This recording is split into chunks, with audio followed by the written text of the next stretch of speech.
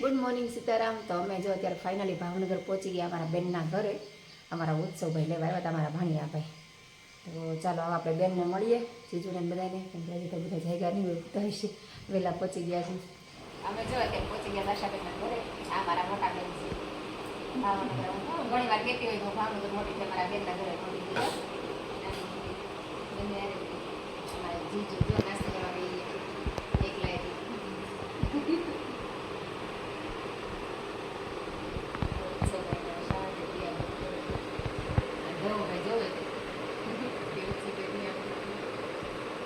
જો અત્યારે નાય ધન બે ગઈ છું. અમારા આશાબેન જો ફોનમાં વાત કરે છે. આ બેન અમારા પોતા મારે છે. અને મારા પાઠભાઈ ચા બનાવે છે. ચા બનાવી જોઈએ આપણે. મારા પાઠભાઈ તો જાગીને તરત ચા બનાવે કા માસી આવ્યાની ખુશીમાં ચા બનાવે. કેમ છે મજામાં? ટેસ્ટ તો કરવાની છે ને. અમારા પાઠભાઈ ચા બનાવી ને પીવાની છે. જો બધા માટે બનાવી જો સ્પેશિયલ. હા તું બનાવે એટલે એમાં કંઈ ન ઘટે કા. જોઈએ હવે કેટલા માર્ક્સ મળે છે એમ. 10 માંથી 10.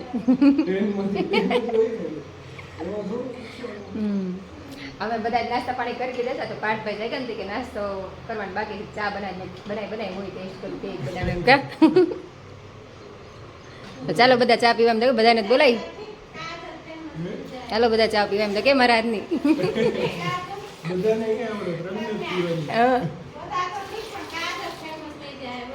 હા હા બપોર જો બધા જમી કરીને સુઈ ગયા હતા ને. અમારા મમ્મી ભાઈ જો હજી સૂતા છે. અને અહીંયા જો અમારા જીજુ અને બેન ને બધા ચા પીવે છે. અહીંયા મારા પાર્થભાઈ લેપટોપમાં કામ કરે છે. જો યાર લેપટોપમાં કામ કરે દેખાતું નથી કઈ સ્ક્રીન. અને ધમુભાઈ બેઠા છે.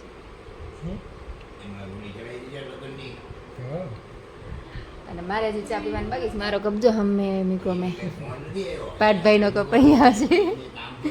અમારી માસી પાણી બે ની ચા ઠરી ગઈ. હું પાઠભાઈની બાજુ બે દિવસ લેપટોપમાં જોવા માટે. આજ તો બ્લોગ જ નથી બનાવવાનો. સવારના આવ્યા ત્યાંથી બધા આરામમાં જ હતા. અત્યારે કેટલા વાગી ગયા જો 6:15 જેવું થઈ ગયું. તો ચાલો બધા ચા પીવા મસ્ત. અમારા જીજુ ચા બનાવીને ઉકાળી હવે પી લઈએ. ક્યાં જીજુ તમે ચા બનાવીને મેં ઉકાળી ગાડીને મેં આપી દીધી. આખા ફોનમાં આવી ગયા છે.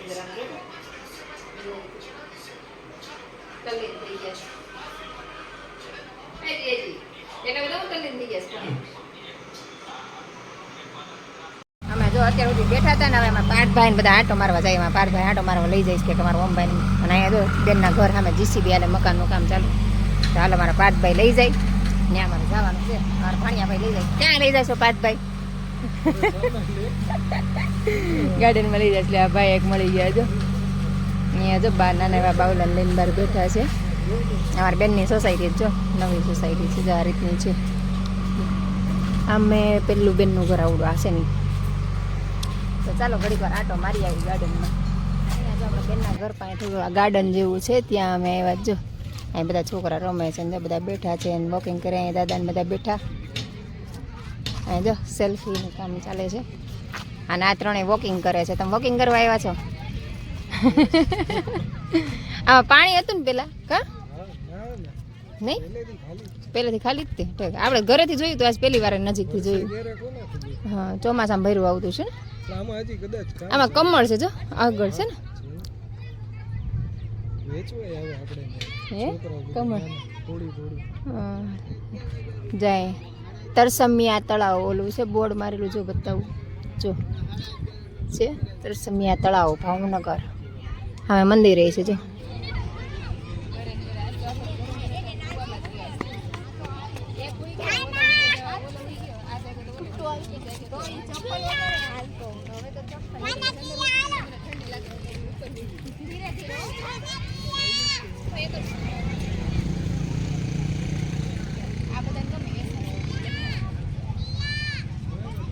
હવે ત્રણે આંટો મારવા જાય છે. અહીંયા જો બધા બા ને બધા બેસી ગયા છે. જો બધા હજી વોકિંગ કરવા આવે છે. અને હું હવે જાઉં છું ઘરે. આ બધા નહીં તમે જાઓ વોકિંગ કરવા. અને હું હવે ઘરે જાઉં. અને જો આરતી ખાવા માંડી છે. જો સામે મંદિર છે ત્યાં બધા કેવા બેસી ગયા લાઈનમાં. મારા ફોનમાં ચાર્જિંગ પતી ગયું છે. તમે કીધું મારો રસોઈનો ટાઈમ થયો તો હવે ઘરે જાઓ રસોઈ બનાવો ફોન ચાર્જિંગમાં મૂકી દઉં ભગવાનના દિયાબત્તી કરતા જાય ભગવાનના દર્શન કરતા જાય પણ આ વિડીયો નહીં ઉતરે કેમ કે ફોનમાં ચાર્જિંગ પતી ગયું છે જ્યાં ગાડીનું પાર્કિંગ ને બધું છે કદાચ વિડીયો ડલ ઉતરે એવું લાગે છે મને જો બધા રમે છે સારું ચાલો હવે આપણે ઘરે જઈએ બરાબર હું ઘરે આવી ગઈ છું જીસીબી શરૂ છે ને અમારા ઉત્સવભાઈ આવી ગયા છે જો બચ્ચા પાર્ટીને લઈને કેમ બધા બચ્ચા પાર્ટી બિહાડી દીધા એમ ને જય શ્રી કૃષ્ણ કહેતો અરે વાહ બોલતા આવડે તને આવડે બોલતા જય શ્રી કૃષ્ણ અરે વાહ આવડે છે હો તારું નામ શું છે દ્રેવિક્ષા અરે વાહ સરસ નામ છે અહીંયા બેન છે ને ભગવાનના દિયાબત્તી કરી નાખ્યા છે અહીંયા ધાર્મિક ભાઈ આવી ગયા છે અહીંયા બેન જો અમારે દિયાબત્તી કરીને નવરા થયા પૂજા પાઠ કરીને ગા અને મારા ઓમભાઈ પાર્થભાઈ કઈ ગયા જો બહાર બેઠા છે ઉત્સવભાઈ ઓલા બે ક્યાં વહી ગયા પાર્થભાઈ એક છે ઉત્સવભાઈ સોરી ઓમભાઈ પાર્થભાઈ ક્યાં ખોવાઈ ગયા ક્યાં ગયો માસા ના રહી ગયું કરે છે મને તો થઈ ગયા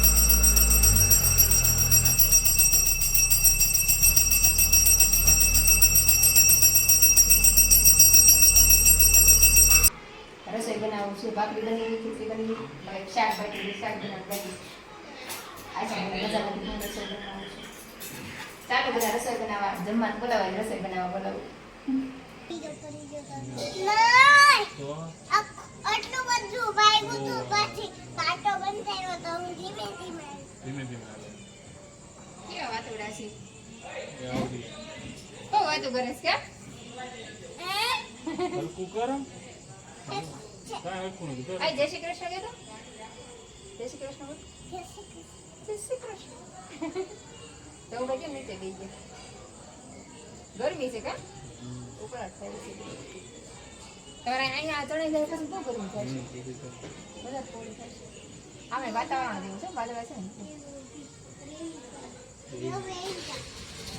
નવરા થઈ ગયા અમે રસોઈ બનાવી આ બધા જમવા નથી બેતા વાટે જાય બહાર ઉભી બધાને પાર્થ ક્યાં ગાયબ થઈ ગયો છે લાઈટ વહી ગઈ ને જો બધા ફળિયામાં આવીને બેસી ગયા છે જો અમારા ઉત્સવભાઈ આમ ખુરશી નાખીને બેઠા ને જીજુ આમ ને અહીંયા અમારા બેન બેસી ગયા છે કા જમી ગારવીને બધા અને અમારા પમુભાઈ લાવે છે છુપાઈ ગયા આમ જો લાઈટ વહી ગઈ આખી સોસાયટીમાં જો અંધારું અંધારું આ મારા બેનનું ઘર જો બતાવું અંધારામાં અંધારામાં આવું મસ્ત દેખાય જો